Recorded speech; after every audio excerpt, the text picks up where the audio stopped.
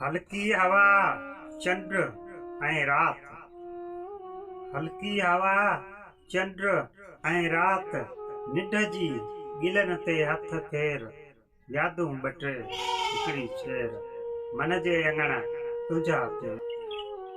प्यारा दोस्तों, मौजूद जे लतीफ़ ये सिंधी ताज अॻियां शायरी जो सिलसिलो रुकजे थो, जंहिंमें वक़्तु वक़्तु मुख़्तलिफ़ शायरी जा इस्म पेश कया वेंदा। अॼु हिकु ग़ज़ल पेश कजे थो।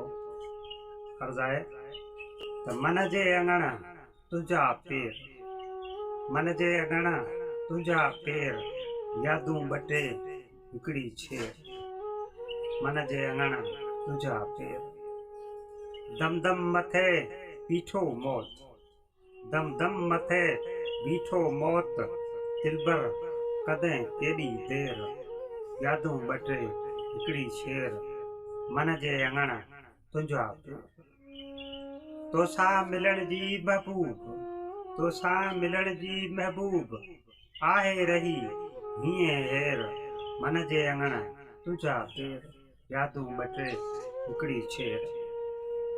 घर में सुता पंहिंजा ख्वाब, घर में सुता पंहिंजा ख्वाब, हो शक विधो विच में वेर, यादूं ॿ टे हिकिड़ी शेर, मन जे अंगण तुंहिंजा पेर।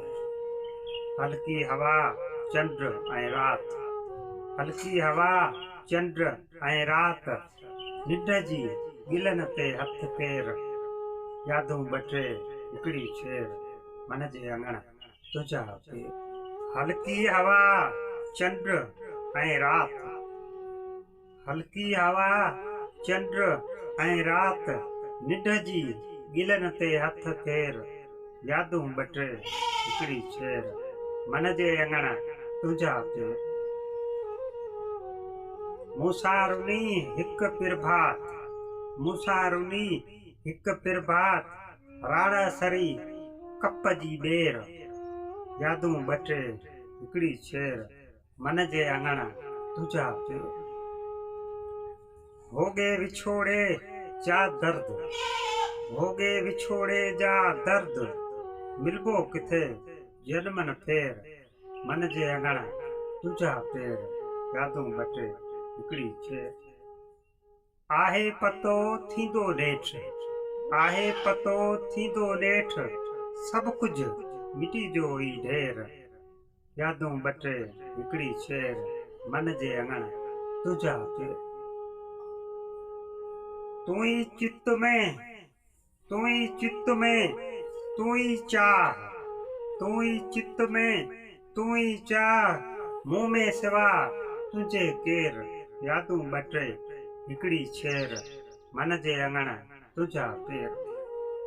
तोसां जुड़े जीव जयपाल, तोसां जुड़े जीव जयपाल, बाक़ी ॿियो जग में ख़ैर, मन जे अंगण तुंहिंजा पेर, यादूं ॿ टे हिकिड़ी शेर, यादूं ॿ टे हिकिड़ी शेर।